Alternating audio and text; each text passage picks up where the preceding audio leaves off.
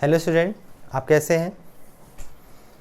चलिए आज की टॉपिक स्टार्ट करने पहले एक बार वापस चीज़ों को रिकॉल करेंगे। हमने जो लास्ट क्लास में फंक्शन पढ़ा था उसके पहले मैं वीरेंद्र कुमार जायसवाल आपका स्वागत करता हूं आपके और हमारे चैनल वर्चुअल अड्डा पे।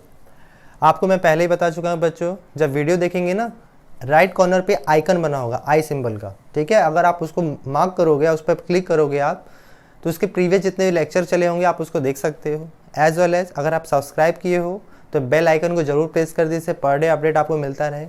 और बच्चों सबसे इम्पॉर्टेंट बात, अगर आपको मेरी बातें समझ में आ रही, जो मैं कन्वे करना चाहता हूँ थ्रू आउट पूरा आपको समझ में आ रहा है, तो प्लीज़ लाइक देना बनता है बच्चों। आपके लाइक से मेरा मोटिवेशन बढ़ता है कि रियली आपको मैं जो समझा रहा हूँ रियली आपको समझ में आ रहा है, ठीक है।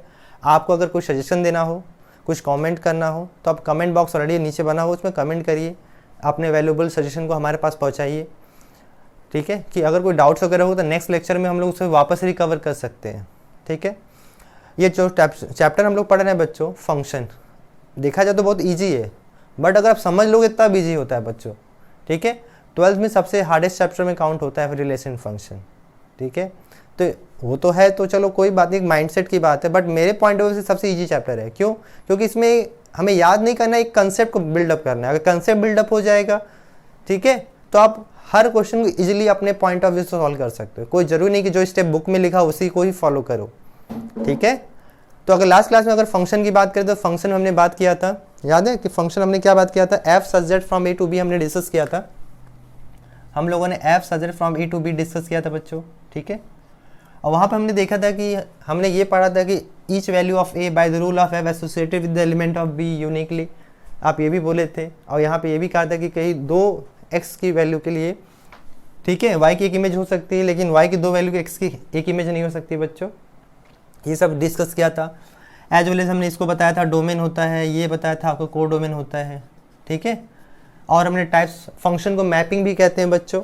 और यहाँ पे हमने देखा था रेंज जो होता है, जो सबसेट ऑफ को डोमेन हमने पढ़ा था, ये भी समझा था।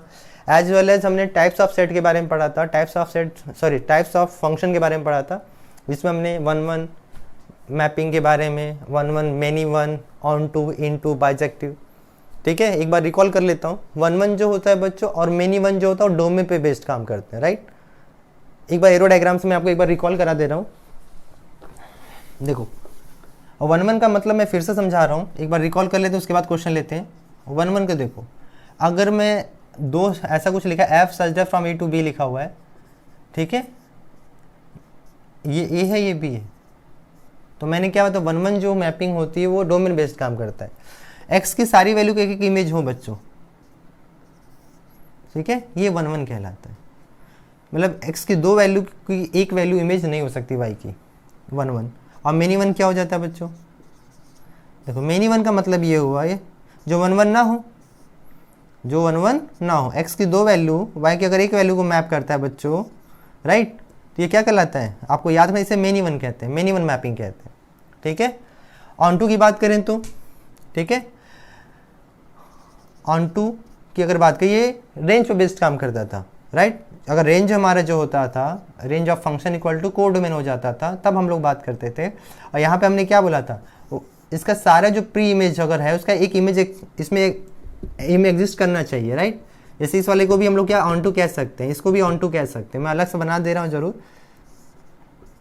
ये हमारा क्या है बच्चों, बी के जितने एलिमेंट हैं उसका एक प्री इमेज एग्जिस्ट करता है, तो उसे हम लोग क्या कहते हैं, ऑन टू कहते हैं।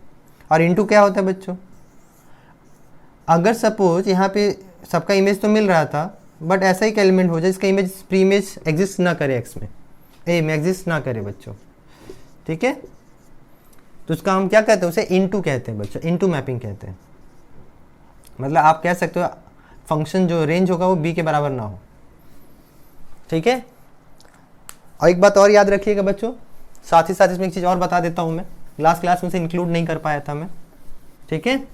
वो क्या था, वो ये था कि अगर मान लीजिए y की दो वैल्यू x की एक वैल्यू को मैप करें, ऐसा कुछ लिखा है, अगर कोई ऐसा कुछ लिखा हुआ है सपोज, मैं दोनों चीज़ बता रहा हूँ, ध्यान दीजिएगा। अगर x की दो वैल्यू y की एक वैल्यू को मैप करा तो चलेगा बच्चों, ठीक है, ये आपका फंक्शन कहलाता है। बट y की दो value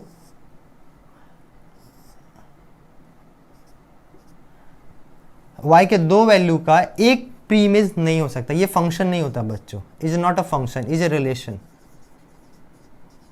and this your function. ठीक है, ये बात आपको ध्यान रखना है, ये फंक्शन होता है, ये रिलेशन होता है। ठीक है, अगर ऐसा बना हुआ तो भी कोई फर्क नहीं पड़ता बच्चों, बहुत ध्यान समझिएगा, छोटी छोटी चीजें हैं। ठीक है, इसका एग्जांपल लेना चाहे तो y इक्वल एक्स स्क्वायर का एग्जांपल ले सकते हैं, और इसका एग्जांपल लेना है तो x equal to mod y ले लीजिए। ठीक है, या x equal to y square ले सकते हैं, आप समझ जाएंगे उसमें। ओके, अगर इसका एग्जांपल लेना हो बच्चों, रिलेशन का लेना है तो x equal to y square ले लीजिए आप। आपको याद है पैराबोला बनता था। ठीक है, अगर x की वैल्यू 1 रखेंगे तो y की वैल्यू क्या क्या आ सकती है, +1 और -1 आ सकती है। तो आप देख सकते हो x की 1 पे y की वैल्यू क्या क्या 1 भी आ रहा है, -1 भी आ रहा है, राइट। और यहाँ पे अगर इसका एग्जांपल लेना हो, आप देख सकते हो y equal to x square, x की दो वैल्यू y की एक वैल्यू को मैप कर रहा है बच्चों, ये फंक्शन होता है। ठीक है, ये फंक्शन नहीं है, इज ए रिलेशन। ओके, अब बात करते हैं बच्चों, ये तो था ही आपका एक रिकॉल करा दिया मैंने आपको, वापस मोर डिटेल के लिए प्रीवियस क्लास में, प्रीवियस लेक्चर आप जो फॉलो उसे 1 बाय 1 फॉलो करिए। अब मैं उस पर कुछ, जो लास्ट क्लास में हमने जो फंक्शन पढ़ा था उस पर कुछ क्वेश्चन लेना चाहता हूँ जो आपको और क्लियर कर सके। जैसे मैंने बगल में लिखा हुआ है, देखो आप, देखो ये क्या लिखा है, सो दैट फंक्शन दिया हुआ है, कह रहा है फंक्शन दिया हुआ है बच्चों, जहां पे हमें चीजें गिवन है हमें f from natural number to natural number लिखा हुआ है, from natural number to natural number, where function आपको डिफाइन करके लिखा हुआ है। ठीक है, ये दो चीजें लिखी हैं, n इज ऑड नंबर, मतलब आपको नेचुरल नंबर को फॉलो कर रहा है, n है, और n इज इवन नंबर। ठीक है, हमें दिखाना है मेनी वन और ऑन टू दिखाना है बच्चों, दो बातें ध्यान देना। अगर हम मेनी वन की बात करते हैं, ठीक है, मेनी वन अगर दिखाना चाहते हैं सपोज, मतलब 1 1 नहीं होगा तभी मेनी वन होगा। अगर इस फंक्शन में, ठीक है, जो हमारे पास ये फंक्शन दिया हुआ है, ठीक है, अगर मैं कंसिडर कर लूँ, consider n equal to 1, suppose अगर n इक्वल टू 1 लेंगे तो f ऑफ 1 कितना आएगा, आप जानते हो 1 कैसा नंबर है, ऑड नंबर है। अब 1 रखें तो क्या आएगा, देखो 1 + 1 डिवाइड बाई 2 1 आएगा। ठीक है, तो f ऑफ 1 की वैल्यू 1 मिल गया बच्चों। And if n equal to 2 कैसा नंबर है, देखो आप, इवन नंबर आपको पता है 2, ठीक है, 2 4 6 जितने भी आते हो इवन नंबर होते हैं बच्चों। तो अगर f ऑफ n में अगर हम रखा जाए 2 तो क्या आएगा 2/2, और 2/2 कितना होता है 1। ठीक है, तो यहाँ पे एक बार नोटिस कर सकते हो f ऑफ 1 की वैल्यू भी 1 आ रही है, f ऑफ 2 की वैल्यू भी 1 आ रही है, राइट। तो आप एक बार नोटिस करो, इवन नंबर के वैल्यू भी इमेज 1 आ रहा है, और ऑड नंबर का वैल्यू भी 1 आ रहा है, और इमेज इवन नंबर का वैल्यू भी 1 आ रहा है। तो यहाँ से लिख सकते हैं हम लोग बच्चों, thus f of 1 equal to f of 2 while 1 not equal to 2। ठीक है, f ऑफ 1 f ऑफ 2 अपन बराबर है, जबकि 1 और 2 तो बराबर हो नहीं सकते क्योंकि 1 ऑड नंबर है, 2 इवन नंबर है। सो f इज मेनी वन। ठीक है, आई होप ये क्लियर होगा आपको। अब बात करते हैं बच्चों, ऑन2 को हमें दिखाना है, ऑन2 फंक्शन। देखो ऑन2 फंक्शन दिखाना चाहते हो तो ऑन2 फंक्शन के लिए हम लोग क्या करेंगे, ठीक है, अगर इसके अंदर कोई एलिमेंट n मान लेते हैं, जैसे यहाँ लिखा हुआ है let n belongs n natural number. ठीक है, ऑड के लिए अगर समझा जाए, देखो मैं ऑड के लिए अगर बात करता हूँ, ठीक है, if n is odd number, अगर ऑड नंबर लेके चलो बच्चों, देन अगर ऑड नंबर होगा तो आप एक रफली मैं आइडिया बता रहा हूँ। देखो ऑड नंबर के लिए हम n के रिस्पेक्ट में ये फंक्शन को क्या रखेंगे हम लोग, ये समझना है। अगर ऑड नंबर है तो यहाँ पे f ऑफ n की वैल्यू क्या दिया है n+1/2 दिया हुआ है, ठीक है। अगर मैं f ऑफ n को अगर थोड़ी देर के मान लेता हूं n1, ठीक है, या n डैश ले लेता हूं, तो n+1/2, तो n की वैल्यू अगर निकालना चाहो तो क्या आ जाएगा, n की वैल्यू जो है कि बच्चों n डैश और n दोनों को लिख देता हूँ यहाँ पे, तो यहाँ से आ जाएगा n की वैल्यू 2n डैश -1, ठीक है। और वापस अगर n डैश भी कैसा नंबर होगा, ऑड नंबर होगा, यहाँ से n तो ऑड नंबर है ही बच्चों, जो भी अगर n की वैल्यू रखते चले जाएंगे आप तो हमेशा कैसा नंबर, ऑड नंबर मिलता चला जाएगा। और वापस अगर इस वैल्यू को फंक्शन रखा जाए तो क्या आने वाला, देखो तो अगर इस वैल्यू को वापस फंक्शन रखा जाए तो क्या आने वाला है, 2n डैश -1 कितना आ जाएगा, देखो 2n डैश -1 + 1 / 2, इससे कैंसिल हो जाएगा बच्चों, 2n डैश अपॉन 2, 2 से 2 कैंसिल हो, n डैश मिल गया, ठीक है। ये बात समझ में आ गया होगा। सेम वे अगर हम लोग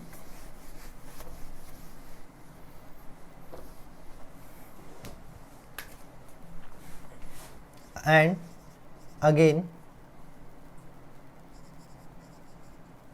and double dash belong natural number मान लेते हैं, ठीक है, उसको वहां पे दिखा दिया आपने, चलिए इसको एनी डैश ले लीजिए, कोई फर्क नहीं पड़ता, ठीक है। If n is even number, then हमने क्या पढ़ा है बच्चों, हमने पढ़ा हुआ है कि f ऑफ n = n/2 है। सो अगर इसकी वैल्यू अगर मान लिया जाए कि n डैश के बराबर है, इवन नंबर है हमारे पास, ऐसा ज्यूम कर रहे हैं हम लोग, तो यहाँ से क्या मिल जाएगा n/2, तो यहाँ n की वैल्यू कितना आएगा, 2n डैश आ जाएगा बच्चों, सारी वैल्यू इवेंट के टर्म में आएगी। अगर हमसे पूछा जा रहा है कि भाई अगर हम लोग इसके अंदर 2n डैश रखा जाए तो क्या आएगा, 2n डैश अपॉन 2 मतलब n डैश आ जाएगा बच्चों। तो आप देख सकते हो कि जितने भी इमेज जो भी आप नेचुरल नंबर रख रहे हो उसका रिस्पेक्ट में वही नंबर मिल रहा है हमें, इवन रख रहे हो तो इवन मिल रहा है, ऑड रख रहे हैं तो ऑड मिल रहा है, ओके। तो यहां से हम कंक्लूड कर सकते हैं बच्चों, thus for each n belongs to natural number wherever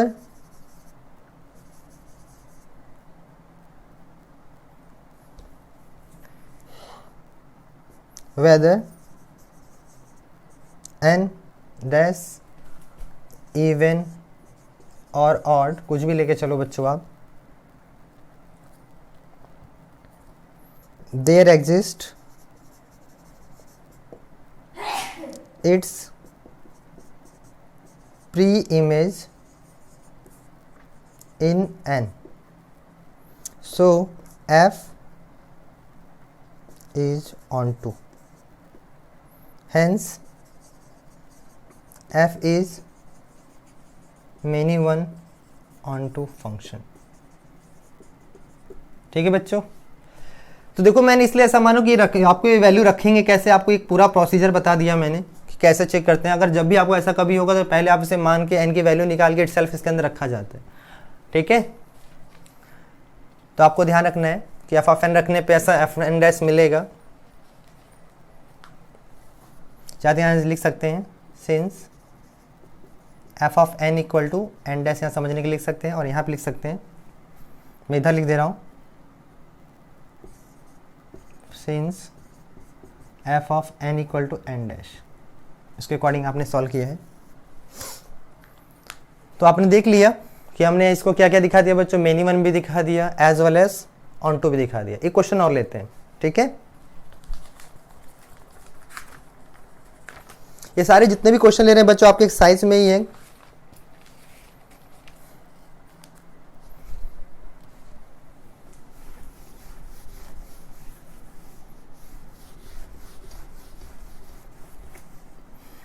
अगर आपको कुछ भी डाउट लगे बच्चों तो आप जरूर कमेंट करिएगा, ठीक है। एक क्वेश्चन और लेते हैं, हम लिखा हुआ prove that the function f n to n such that f of n = n square n plus 1 is 1 1 but not on to, मतलब इनटू मैपिंग बच्चों, ये हमें दिखाना है। ठीक है, तो फिर से वही सारा काम करना है बच्चों, हमें ये सब दिखाना है। चलो कोई बात नहीं, 1 by 1 दिखाते हैं।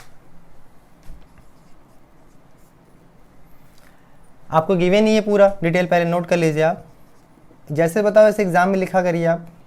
ठीक है बच्चों,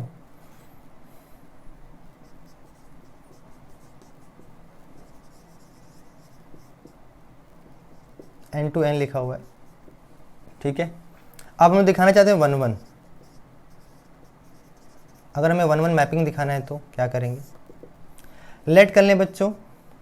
ठीक है, लेट कर लें N1 N2 belongs set of natural number, so f of N1 equal to f of N2। ठीक है, अगर 1 1 के लिए हमने क्या पढ़ा था, f of N1 और f of N2 आपस में बराबर होने चाहिए। अगर बराबर है तो क्या होगा बच्चों, तो हमें n इक्वल टू N2 मिलेगा तो 1 1 होगा, अगर नहीं मिला तो नहीं होगा। चलो रखते हैं, तो N1 का स्क्वायर प्लस N1 प्लस 1 हो जाएगा यहाँ पे, N2 का स्क्वायर प्लस N2 प्लस 1 हो जाएगा, प्लस 1 एंड माइनस ये प्लस 1 प्लस 1 कैंसिल हो जाएगा, सबको वन साइड लेते हो बच्चों। N1 का square minus N2 square, N1 minus N2 equal to 0। यहाँ पे N1 माइनस N2 आप लिख सकते हो, फॉर्मूला लगा दो आप A square minus B square का, and then further N1 minus N2 आ जाएगा बच्चों। अब देखो इन दोनों में N1 माइनस N2 कॉमन आ रहा है। ठीक है, N1 माइनस N2 कॉमन ले लिया आपने, N1 प्लस N2 प्लस 1 आ जाएगा। अब देखो ये ऑलवेज कैसा नंबर, पॉजिटिव नंबर होगा, और ये पॉजिटिव नंबर है तो ये कभी 0 के बराबर तो हो नहीं सकता बच्चों। ये आ जाएगा N1 plus N2 plus 1 not equal to 0, so N1 minus N2 equal to 0, so N1 equal to क्या मिल गया, N2। अगर N1 इक्वल टू N2 है तो हम लोग क्या लिख सकते हैं बच्चों, अगर N equal to, so F is 1 1। ठीक है, यहां से हमने 1 1 कंक्लूड कर लिया। अब बात करते हैं बच्चों ऑन टू की। ठीक है, अगर ऑन टू मैपिंग की बात करते हैं, F देखो यहाँ पे क्या लिखा हुआ, F सारा किसको बिलोंग कर रहा है, नेचुरल नंबर को बच्चों। अगर नेचुरल नंबर को बिलोंग कर रहा है, ठीक है, तो एक बात बताओ कि नेचुरल नंबर स्टार्ट कहां से होता है, बताओ। अगर नेचुरल नंबर स्टार्ट कहां से होता है, 1 से। अगर कंसिडर कर लिया जाए, कंसिडर ऐसा आपको समझाने के लिए लिख रहा हूँ कि f ऑफ n की वैल्यू सपोज मान लेते हैं 1 आते हैं, नेचुरल नंबर 1 से स्टार्ट होता है ना, तो ऐसे मान लिया हमने consider f of 1 n equal to 1। So तो यहाँ पे जो f ऑफ n दिया हुआ है बच्चों, इसको क्या हो जाएगा, n square plus n plus 1 1 के बराबर हो जाएगा, 1 से 1 कैंसिल हो जाएगा, n कॉमन ले लेंगे आप, तो ये आ जाएगा बच्चों। और देखो दो का प्रोडक्ट 0 है तो आइदर n इक्वल टू 0 होगा या n प्लस 1 इक्वल टू 0 होगा, सो n इक्वल टू 0 और n इक्वल टू माइनस 1। आप देख सकते हो कि f ऑफ n की अगर वैल्यू 1 आता है, 1 का प्री इमेज की अगर बात करो तो 0 या तो माइनस 1 आएगा, और ये 0 और माइनस 1 जो है बच्चों, यहाँ पे डोमेन क्या लिखा देखो आप, नेचुरल नंबर, उसका ये पार्ट तो है ही नहीं। नेचुरल नंबर स्टार्ट होता है 1 से, जबकि 0 और माइनस 1 आ रहा है यहाँ पे, तो हमारा कॉन्ट्रडिक्शन हो जाएगा, जो कि हमारे जो कंसेप्ट लेके चलेंगे वो फॉल्स हो जाएगा बच्चों। तो यहाँ से लिख सकते हैं, ठीक है, यहाँ लिखेंगे and none of 0 and minus 1 is a natural number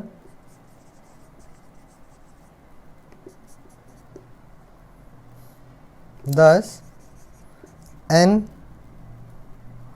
belongs to natural number has no pre-image in n, so f is not 1 1, not onto, or you can say into। ठीक है, तो अब लास्ट में कंक्लूजन लिख देंगे कि हमारा जो फंक्शन दिया हुआ बच्चों क्या है ना, है वो 1 1 तो है बट क्या नहीं है, ऑन टू नहीं है।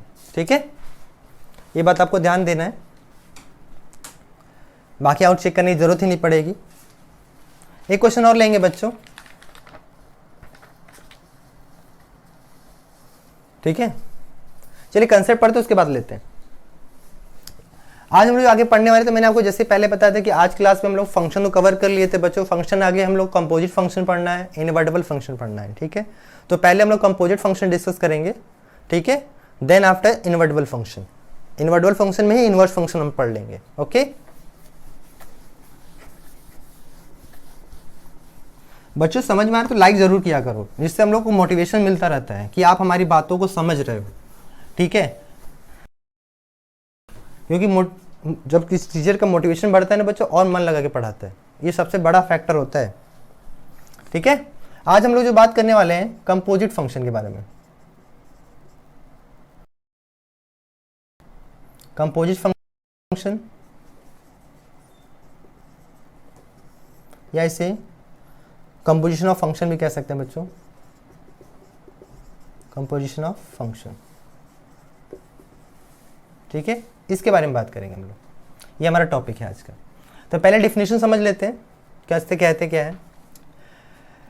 ठीक है, जैसे आपने रिलेशन में ट्रांजिटिव प्रॉपर्टी पढ़ा था ना बच्चों, ट्रांजिटिव प्रॉपर्टी क्या पढ़ा था, जैसे मैंने बताया था, एग्जांपल दिया था कि दोस्त का दोस्त अपना दोस्त हो जाता है। जैसे ए बी को रिलेट करता था, बी सी को रिलेट करता था, तो फाइनली ए भी किसको रिलेट करता था, सी को रिलेट करता था बच्चों। सेम उसी तरह इसमें भी वही काम होता है कि अगर मान लीजिए हमारा फंक्शन दो है, एक फंक्शन ये लिया मैंने, एक फंक्शन ये लिया है, ये इसको रिलेट कर रहा है, एफ फंक्शन ए से बी को रिलेट कर रहा है। ठीक है, इसके सारे एलिमेंट इसको रिलेट कर रहे हैं, तो by the rule of F.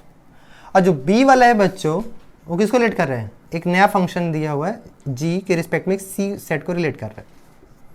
ठीक है, ये बात समझ में आ रहा है, ये इसको रिलेट किया, ये वाला इसको रिलेट किया।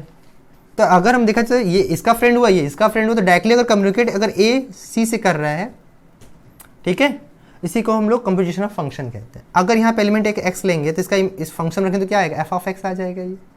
अगर इसको एक्स मान लें, जी में रखेंगे तो क्या आ जाएगा बच्चों, जी एफ ऑफ एक्स आ जाता है। और डायरेक्टली अगर इसके थ्रू जाते हो आप, जी ओ एफ ऑफ एक्स पढ़ा जाता है बच्चों।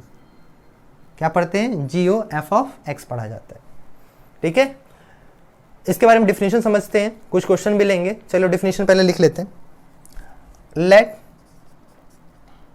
F such that from A to B and g such that from B to C B to given function, two given functions, then the composition of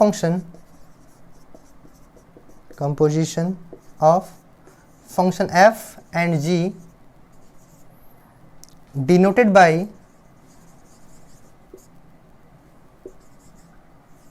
GOF, gof भी पढ़ा जाता है बच्चों, is the function, ठीक है, function defined by GOF such that, कहां से कहां रिलेट कर रहा है बच्चों, ए से सी को रिलेट कर रहा है। ठीक है, तो लिखेंगे from A to C. Okay,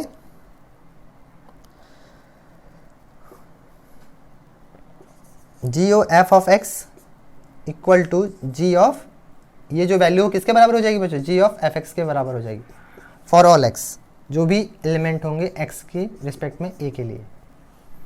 ठीक है, ये बात होपफुली आपको समझ में आ गई हो। मैं एग्जांपल जरूर लूंगा, एकदम टेंशन मत लीजिए।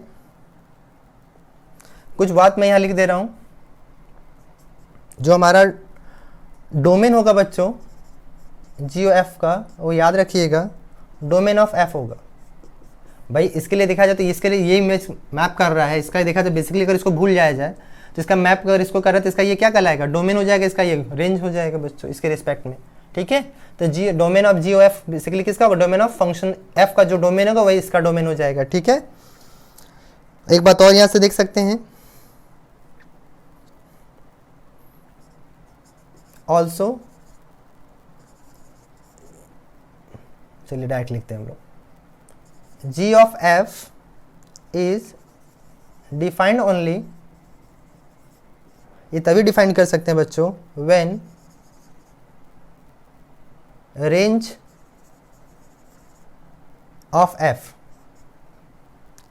is a subset of domain of G। ठीक है भाई, इसका रेंज अगर ये है, इसका देखा जाए इसका तो रेंज ये हुआ, ठीक, और ये इसका क्या कहलाएगा, डोमेन कहलाएगा बच्चों। ये बात वही बात को मैं समझा रहा हूं अपने लैंग्वेज में।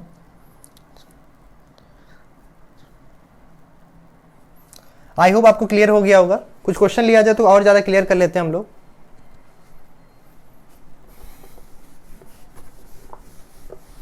आपको जहां वीडियो लगे थोड़ा तेज जा रहा है वहां बच्चों आप स्टॉप करके एक बार दोबारा देखिए, तिबारा देखिए, आपको पक्का समझ में आएगा, पूरी गारंटी है। ऐसा कुछ है ही नहीं जो आप नहीं समझ में आएगा। आप बहुत ही ब्रिलियंट स्टूडेंट है, आई नो। लेट एफ एक क्वेश्चन ले रहा हूँ बच्चा, एफ सच दैट फ्रॉम 1 3 4 लिखा हुआ है, ये मैप कर रहा है 1 2 5 रिस्पेक्ट में, ए और बी दिया हुआ है इस तरह, and g such that 1 2 5 1 3 B defined as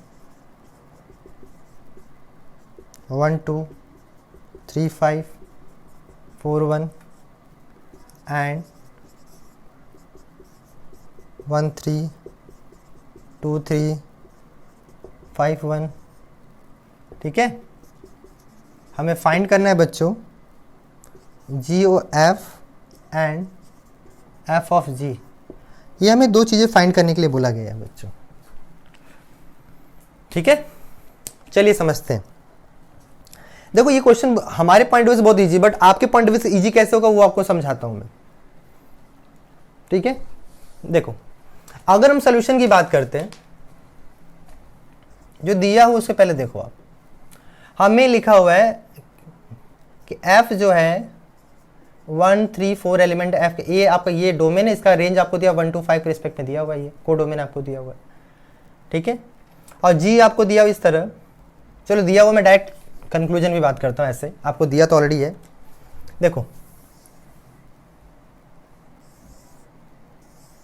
ठीक, ये एफ फंक्शन हो गया बच्चों, इसके अंदर 1 3 4, इसके अंदर 1 2 5। अब ये जब इसको जी से मैप कर रहा हूं तो ये इसका डोमेन बन जाएगा, इसका ये रेंज को डोमेन हो जाएगा 1 और 3। ठीक है, तो पहला देखो किसको कर रहा है, आपको ऑलरेडी गिवन है। एफ 1 किसको मैप कर रहा है 2 को, तो आप 1 से एरो उठा के 2 पे लगा दो आप। 3 किसको मैप कर रहा है 5 को। ठीक है, और 4 किसको मैप कर रहा है 1 को। डन। जैसा जैसा ये बोल रहा है बच्चों, 1 किसको मैप कर रहा है 2 को, 3 किसको मैप कर रहा है 5 को, 4 किसको मैप कर रहा है 1 को। ये ध्यान रखना है, अपने मन से कुछ नहीं करना है, जब तक आपको बोला ना जाए अपने मन से कुछ नहीं करेंगे। अब जी को देखो क्या कर रहा है, जी जो फंक्शन है 1 किसको मैप कर रहा है 3 को, तो आपने 1 को 3 से मैप करा दिया। और 2 किसको मैप कर रहा है 3 को बच्चों, अगेन 2 3 को मैप कर दिया। और 5 किसको मैप कर दिया 1 को। ये बात क्लियर है कि नहीं? अभी तक ये आपका सेट ए की तरह काम कर रहा है बच्चों। ये ए इसको लेट कर ले रहा हूँ, इसको बी और इसको सी, तो ये आपका ए बन गया है, ये बी है, ये बी है और ये सी है। ठीक, अब आपसे पूछा क्या गया है, आप ध्यान से समझो। हमसे पूछा गया है जी ओ एफ निकालो, राइट। तो अगर हमने अभी पढ़ा था, अगर कोई फंक्शन अगर इसको मैप करेगा डायरेक्टली, मतलब अगर x था तो एफ एक्स हुआ था, इसके अंदर रखे थे आप क्या लिखे थे, जी ओ एफ ऑफ एक्स लिखे थे आप। तो इसके लिए रिस्पेक्ट में बात करोगे आप, तो ये इसका ये क्या कहलाता था, डोमेन कहलाता था। तो हमें बेसिकली क्या करना है, हमें G of 1 G of 3 G of 4 के रिस्पेक्ट में बात करना है, यही ना कहा जा रहा है। बोलिए, हमें इसके लिए बात करना है कि G of 1 G of 3 G of 4 के रिस्पेक्ट में बात करना है, राइट। तो यहां से लिख सकते हैं कि G O F of is defined and domain G of F जो होगा वो किसके बराबर, डोमेन ऑफ एफ के बराबर होगा बच्चों। अभी जैसा मैंने बताया था वो है कितना 1 3 4। तो जी ओ एफ ऑफ एक्स जो होता था वो किसके बराबर होता था, याद करो, जी ऑफ एफ एक्स के बराबर होता था। चलो ये बात क्लियर है। अब अगर ये है तो देखो यहाँ डोमेन में क्या क्या एलिमेंट है, जी ओ एफ ऑफ 1 रखो। जी ओ एफ ऑफ 1 की अगर बात करते हो आप, एक्स जगह 1 पुट करते हो, देखो एफ ऑफ 1 किसको मैप कर रहा है 2 को, तो यहाँ क्या आ जाएगा G2 आ जाएगा। देखो F1 की वैल्यू किसको मैप कर रहा है 2, तो यहाँ आपने 2 रख दिया। अब G पे देखो G ऑफ 2 की वैल्यू किसको मैप कर रहा है 3। Okay, similarly G o F of 3 पे बात करोगे आप, तो G F ऑफ 3 हो जाएगा ये। अगेन देखो F ऑफ 3 की वैल्यू कितना है बच्चों 5, तो G ऑफ 5 बन जाएगा ये। G F ऑफ 5 की वैल्यू किसको मैप कर रहा है 1 को बच्चों। Okay, g O F of 4 की बात कर रहे हैं आप, जी एफ ऑफ 4 हो गया बच्चों। एफ ऑफ 4 मतलब जी एफ ऑफ 4, 4 किसको मैप कर रहा है, 1 को, जी एफ ऑफ 1 हो गया, ये जी 1 हो गया। अब जी 1 किसको मैप करा, अगेन 3 को, ठीक है, क्लियर। तो इसके रिगार्डिंग कंक्लूजन क्या लिख सकते हैं हम लोग यहाँ पे कि जीओ एफ ऑफ एक्स जो होगा बच्चों, ठीक है, तो 1 रखने पे क्या मिला हमें 3, तो 1 का 3 लिख सकते हैं आप। 3 रखने पे क्या मिला 1, और 4 रखने पे 3 मिला। ये तो एक आंसर हो चुका है बच्चों, एक आंसर ये हो चुका है।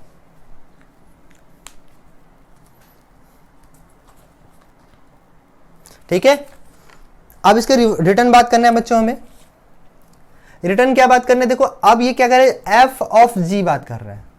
एफ ऑफ जी मतलब जी ऑफ ए के लिए तो ये फंक्शन था, मतलब बी से सी चलेंगे, सी से आप किससे बात करेंगे, ए पे, तो अलग से फिगर बनाने की जरूरत नहीं है, आप बस इसी को फॉलो करो, मैं बस लिख के आ रहा हूं, ध्यान से समझो, ठीक है। आपको अलग से फिगर बनाने की जरूरत नहीं है, बस इसी में जो बोल रहा हूं उसे ध्यान से समझो आप, ठीक। क्या होगा वो बातें, देखो एफ ऑफ जी की अगर बात करते हो आप, ठीक है, एफ ऑफ जी अगर डिफाइंड तभी कह सकते हैं बच्चों, ठीक, कि जी के ये जो जी वाले बच्चे इसका ये डोमेन हो जाएगा, ठीक है, इज डिफाइंड, ये डिफाइन कब कर सकते हैं बच्चों, डिफाइंड एंड डोमेन ऑफ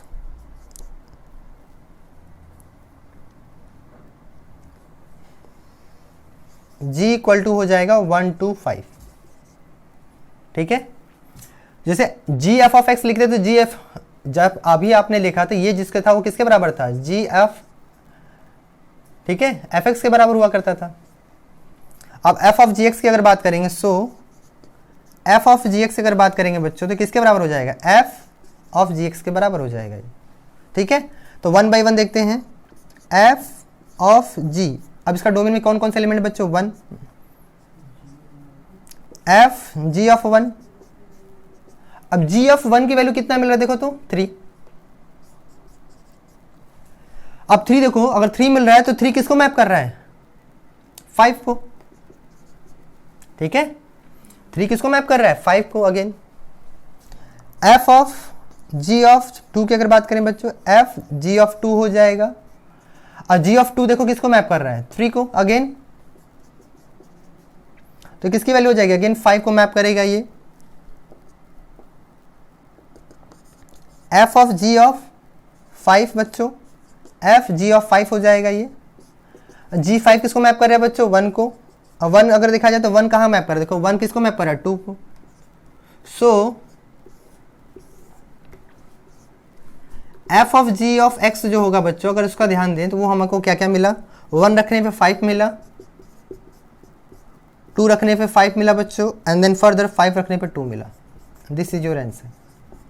तो अलग से डायग्राम बनाने की जरूरत नहीं है, एरो डायग्राम अब इसमें ही समझ सकते हैं आप, ठीक है। सो ये क्वेश्चन क्लियर हो जाता है बच्चों, आई होप आपको समझ में आया होगा। एक क्वेश्चन और लेते हैं,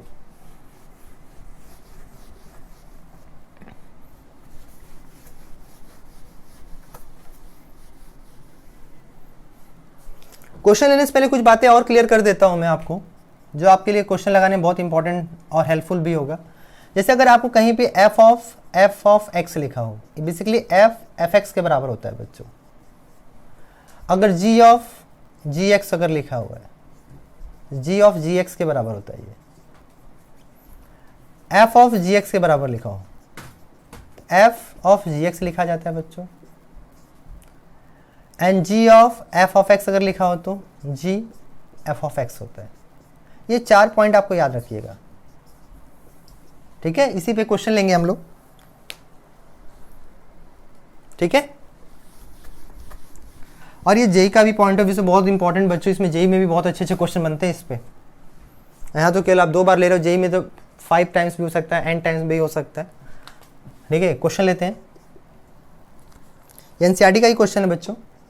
if F such that from R to R where fx equal to 3 minus x की whole power 3 1/3 show that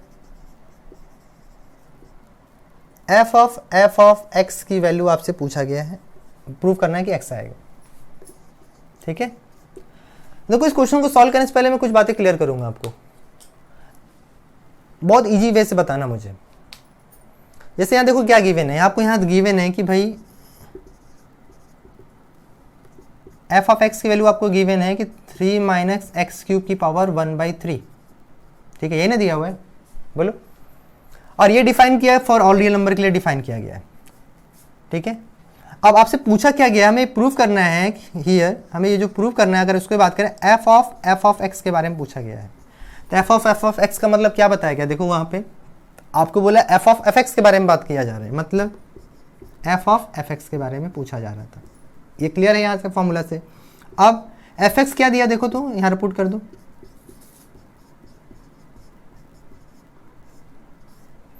यहाँ तक होगी बातें।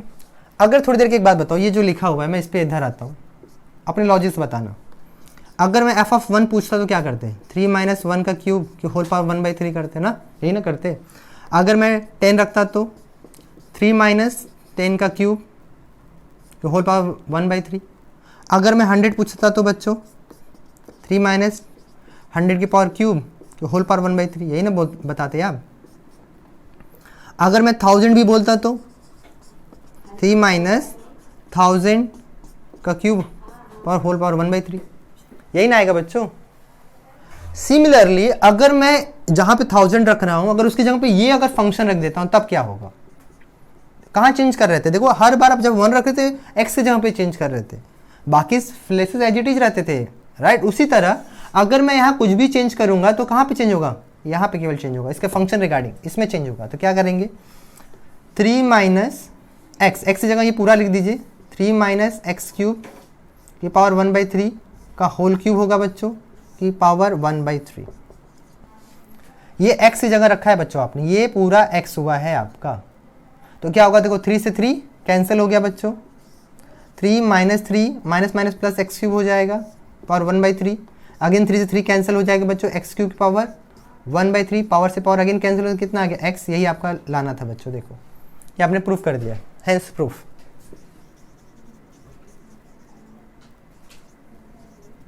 जो f ऑफ x है वो x के बराबर आ गया। अगर ये बात मेरी समझाने से अगर आपको समझ में आया होगा बच्चों, डेफिनेटली वो हो जाएगा। मैं फिर से बता रहा हूं, ध्यान दो, आपको पता फिक्स तो यहाँ रख दिया आपने। अगर मैं यहाँ पे x की जगह, जैसे यहाँ पे मैंने बोला अगर 1 रखा तो 1 का क्यूब ना होगा, बाकी किसी चीज में चेंजेस नहीं होने वाला। 10 रखना हो तो 10 का क्यूब होगा, और 100 रखा तो 100 का क्यूब हो रहा। अगर मैं इसके जगह पे कोई फंक्शन रख दूं, मान लो 2 a रखूंगा तो a का क्यूब हो जाएगा, b रखूंगा तो b का क्यूब होगा, बाकी सब एज इट इज होगा। अगर इसकी जगह मैंने पूरा का पूरा ये फंक्शन रख दिया, बस सिंप्लीफाई कर लिया, इजीली आपको आंसर मिल गया। ठीक है, एक क्वेश्चन और लेते हैं बच्चों। ठीक है, एक क्वेश्चन और डिस्कस कर रहे हैं आप लोगों के साथ। और ये आप तो पेपर जिस तरह से नया पैटर्न बन रहा है बच्चों सीबीएसई, उसमें तो एमसीक्यू भी आ रहे हैं, आप देखे ही होंगे नया पैटर्न का पेपर। उसमें एमसीक्यू में ऐसे क्वेश्चन बहुत सारे आ सकते हैं। ठीक है,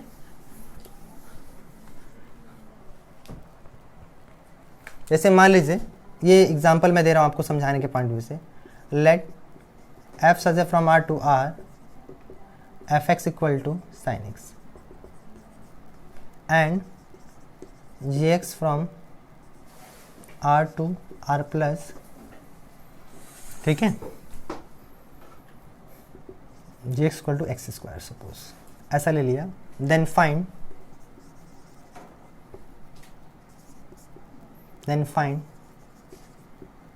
F of F, G of G X, F of G X, G O F of X. ठीक है बच्चों, हमसे बोला कि ये चारों के चारों चीज फाइंड करो। अब मैं गारंटी देता हूं 100% समझ में आएगा, बस पूरी तरह से पूरा फोकस बोर्ड पे होना चाहिए। अगर एक बार कंसंट्रेशन के साथ आप समझ लोगे ना, दोबारा किसी से पूछने की जरूरत ही नहीं पड़ेगी। आई एम डैम श्योर, बस आपको ध्यान देना है, इसमें कुछ करना है, फंक्शन को रखना है बच्चों, एक्स की वैल्यू को किस तरह रखा जा रहा है, बस यही ध्यान देना है। ऐसा नहीं मैं बता रहा हूँ कि जो बहुत हाई फाई चीज़ है, बस आपको किस फंक्शन में किस तरह से रिप्लेस करके उस वैल्यू को सब्स्टिट्यूट करना है। ओके, चलिए एक बार फिर से देखते हैं। अगर देखो बच्चों यहाँ एफ एक्स आपको दिया हुआ है, एफ एक्स यहाँ क्या दिया हुआ है आपको, साइन एक्स, और यहाँ पे जी एक्स क्या दिया हुआ है, देखो आपको एक्स स्क्वायर, ये नहीं दिया हुआ है। ठीक, आपसे पहला पूछा गया एफ ऑफ एक्स बताओ, एफ ऑफ एक्स बताओ। ठीक है, ये किसके बराबर होता है, फॉर्मूला हमने देखा कि भाई ये एफ ऑफ एफ एक्स के बराबर होता है। एफ एक्स कितना है, देखो साइन एक्स है। फिर से वही बात है, अगर मैं आपसे पूछूं, इधर आप पे बता रहा हूँ, ध्यान दो आप, अगर मैं यहाँ पूछूं साइन जीरो की वैल्यू बताओ, एफ ऑफ जीरो, तो साइन जीरो बन जाएगा ना बच्चों। अगर मैं पूछूं साइन 90 की डिग्री बताओ, तो आप साइन 90 ऐसे लिख दोगे आप। एफ ऑफ पाई बाई 2 की वैल्यू बताओ, साइन पाई बाई 2 लिख दोगे आप।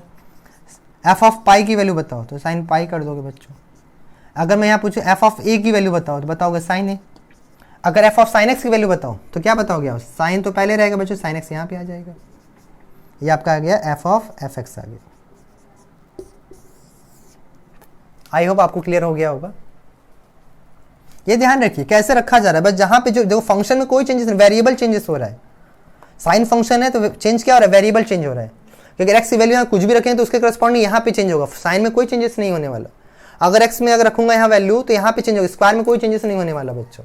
ओके, ये तो हमारा एक आंसर मिल गया। फिर हमसे क्या पूछा गया बच्चों, ये पूछा गया है, ठीक है, तो क्या हो जाएगा भाई, तो g ऑफ जी एक्स है कितना बच्चों, देखो तो एक्स स्क्वायर है। अगर यहाँ पे 2 रखूं तो 2 का स्क्वायर, 4 रखूं तो 4 का स्क्वायर, 100 रखूं तो 100 का स्क्वायर, a रखूं तो a स्क्वायर।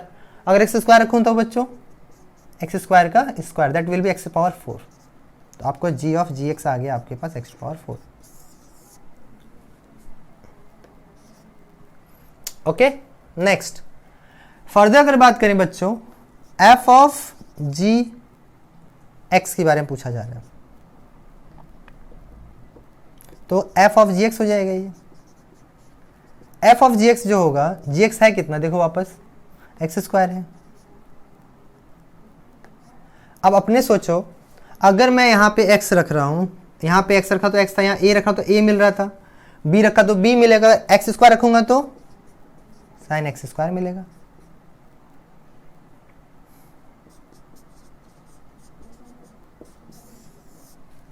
एट लास्ट हमसे g of f of x पूछा जा रहा है बच्चों, g एफ एक्स है कितना बच्चों, देखो साइन x है।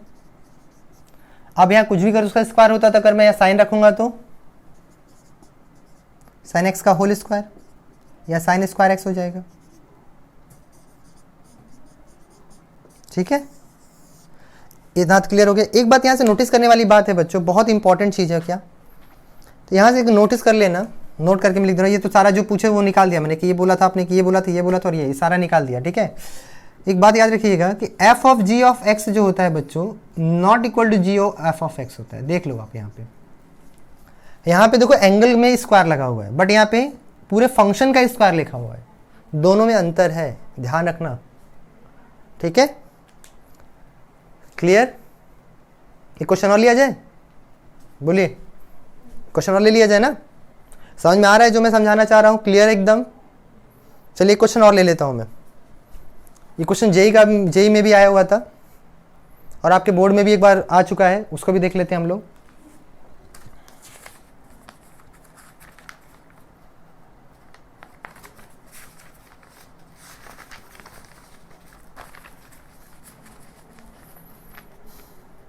चलिए देखते हैं।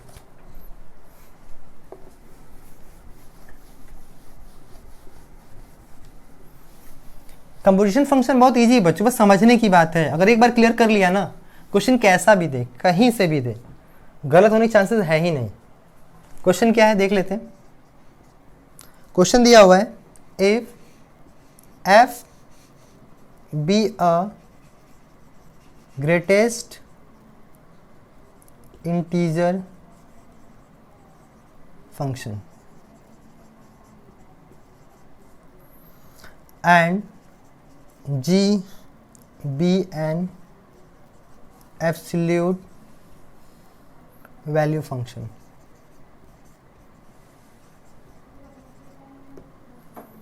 फाइंड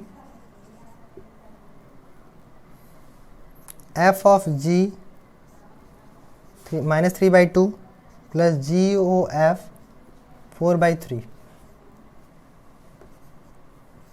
हमें इसकी वैल्यू पूछा गया बच्चों। क्वेश्चन तो देखा जाए बहुत ही अच्छा क्वेश्चन है। अब इस क्वेश्चन में समझना क्या था? देखो क्लास 11th पढ़े तो ऑब्वियस बात है तुम्हें 11th से चीज़ याद होना चाहिए 12th में, क्योंकि 11th जहाँ पढ़ाई स्टॉप करते हैं 12th में उसी के आगे पढ़ते हैं बच्चों, ठीक है ना। तो इस बात को आपको क्लियर करते रहना है कि हमें 11th पता रहेगा बच्चों, तभी हम 12th के बारे में बात कर सकते हैं, ठीक है। तो यहाँ हम तो ग्रेटेस्ट इंटीजर फंक्शन की बात कर रहे थे। ग्रेटेस्ट इंटीजर फंक्शन आपको पता है?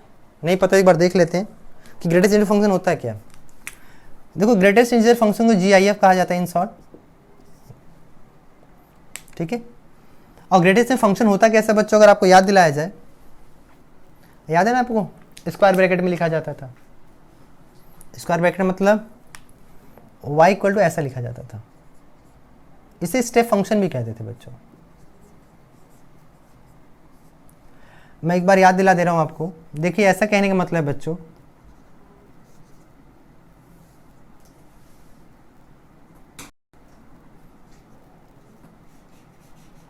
ये अपनी पीछे वाली वैल्यू को फॉलो करता था।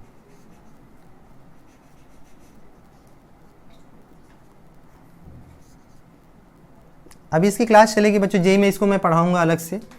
ये हमारा लास्ट यूजफुल कंसेप्ट होगा, उसमें मैं अलग से क्लास लूँगा। इसका पूरा ग्रेटेस्ट फंक्शन में पूरा लेक्चर होगा बढ़िया सा एकदम, ठीक है। अभी तो ये आया हुआ है जेई वाली क्लास में। मैं फिर से बता रहा हूँ, जेई वाली क्लास में ग्रेटेस्ट इंटीजर फंक्शन का, लीस्ट इंटीजर फंक्शन का एक पूरा लेक्चर लूँगा मैं, ठीक है। अगर आपको अभी भी कुछ क्लियर ना हो तो वहाँ पूरा देखिए, पूरा A to Z क्लियर कर दूंगा मैं, ठीक है। फिलहाल यहाँ क्वेश्चन को सॉल्व करना देख लेते हैं। देखो इसमें क्या कहा जाता है कि अगर कोई इसको हमेशा अपने टेल को फॉलो करता है बच्चों। ये इसका हेड है, ये इसका टेल है, ये हमेशा अपने टेल को फॉलो करता है। मतलब जो ग्रेटेस्ट इंटीजर फंक्शन होता है बच्चों, x और x-1 के बीच में लाई करता है। ये बात ध्यान रखिएगा, ये फॉर्मूला ये बेसिकली। अगर मैं क्या कहूँ, अगर मैं ये कहता हूँ कि अगर इसके बीच में अगर मान लो 1.0 लिखा है मैंने, 1.2 लिखा है, तो 1.2 1 और 2 के बीच में से इसका टेल किसको फॉलो कर रहा है? 1 को, इसकी वैल्यू 1 आ जाएगी बच्चों। ये हमेशा अपने पीछे वाली वैल्यू को फॉलो करता है। अगर इंटीजर तो एग्जैक्टली इंटीजर रिटर्न करता है, ठीक है। अगर कोई बोलता है -1.2 क्या देगा बच्चों? देखो -1.2 1 और 2 के बीच में फॉलो करते, इसकी वैल्यू क्या आ जाएगी? -1 -2 है। तो देखो इसकी वैल्यू किसको फॉलो करेगा? -2 आ जाएगा इसका बच्चों, ठीक। क्लियर हो गई बात। अब आते हैं एब्सोल्यूट फंक्शन। एब्सोल्यूट फंक्शन को याद बच्चों, मॉड क्लास जेई में क्लास चल रही है बच्चों, मॉड का मॉडुलस फंक्शन की जेई में क्लास चल रही है। कल अभी सेकंड लेक्चर अपलोड किया गया है, ठीक है। तो मॉड फंक्शन को अगर आपको थोड़ा भी डाउट हो जाके वहाँ देखिए आप, वापस 2 लेक्चर हुए हैं मॉड फंक्शन के, ठीक है। ये तो क्लियर हो गया बच्चों। वापस क्वेश्चन पे आते हैं, मॉड फंक्शन के बारे में डिस्कस कर लेंगे वहाँ पे। तो यहाँ पे हमसे क्या कहा जा रहा है, देखो हमें बोला जा रहा है कि एफ जो है वो ग्रेटेस्ट इंटीजर फंक्शन है, और जो जी फंक्शन है ऑलरेडी वो मॉड फंक्शन है। ये बातें बोली गई है, ठीक, ऐसा दिया हुआ है। और हमसे इसकी वैल्यू की बात करी जा रही है। तो पहले f of ji of f की वैल्यू निकालना चाहते हैं -3/2 पे। तो अगर मैं इसकी वैल्यू निकालना चाहूँ, इसका मतलब एक्स होता तो क्या लिखते थे? एफ ऑफ जी ऑफ -3/2, ये ना होता था बच्चों। एक्स होता तो ये लिखते थे। और इसकी वैल्यू अगर मॉड में रखा जाए, सिंस g ऑफ -3/2 की वैल्यू क्या आएगी मॉड में? आप जानते हैं मॉड की खास बात क्या होती है, कोई अगर नेगेटिव नंबर इसके अंदर जाता है बच्चों तो क्या रिटर्न करता है? हमेशा पॉजिटिव नंबर रिटर्न करता है। तो ये बन जाएगा f ऑफ 3/2। और ये देखो ग्रेटेस्ट इंटीजर फंक्शन है, ग्रेटेस्ट इंटीजर फंक्शन के अंदर 3/2 मतलब कितना? 1.5। अभी मैंने ग्राफ में क्या बताया था, अगर 1.5 है तो इसकी वैल्यू 1 और 2 के बीच में लाई करेगा, इसकी प्रीवियस वैल्यू आ जाएगी। वैल्यू कितना आ जाएगा बच्चों? 1। मतलब f ऑफ g ऑफ -3/2 की जो वैल्यू हो कितना आ गया? 1 आ गया, ठीक है। आपको ध्यान रखना है कि अगर x की वैल्यू, ठीक है, 1 से और 2 के बीच में लाई करता है, ठीक है। उसकी वैल्यू क्या हो जाता है,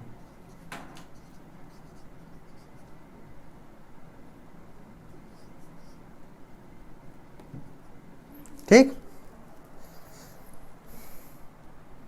बात समझ में आ रहा है, या ऐसे हटा दे रहा हूँ, कन्फ्यूजन बचे, डायरेक्ट लिख लीजिए। चलिए अब मैं सेकंड बात करता हूँ। अब जी ऑफ एफ की बात करता हूँ।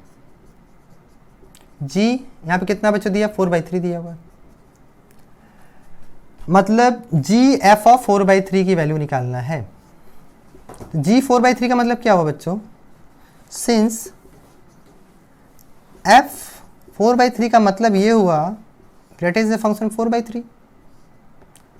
और 4/3 का मतलब अगर समझा जाए 1.3 1 3, 1 बचेगा, 3 3 9, इस तरह बढ़ता चला जाएगा बच्चों। तो 1.3 का अगर हम लोग क्या ले लें, ग्रेटेस्ट इन फंक्शन लें, तो कितना अगेन रिटर्न करेगा, 1, ठीक। यहां तो कोई डाउट, अगर कोई डाउट हो तो देखते चलिए बच्चों, ठीक है। अगर इस वैल्यू को वापस यहाँ रखा जाए तो g1 हो जाएगा यहाँ पे, और g1 मतलब क्या, मॉड में अगर 1 पॉजिटिव नंबर रखे तो ऑलवेज क्या रिटर्न करेगा, 1, ठीक। अब आपसे पूछा क्या क्या था, हियर हमसे पूछा गया है f of g of -3/2, g o f of 4/3 की वैल्यू पूछा गया था। तो इसकी वैल्यू कितना आ गया, 1, अगेन इसकी वैल्यू 1 आ गया, 1 + 1 कितना हो गया बच्चों, 2, इसका आंसर 2 आएगा।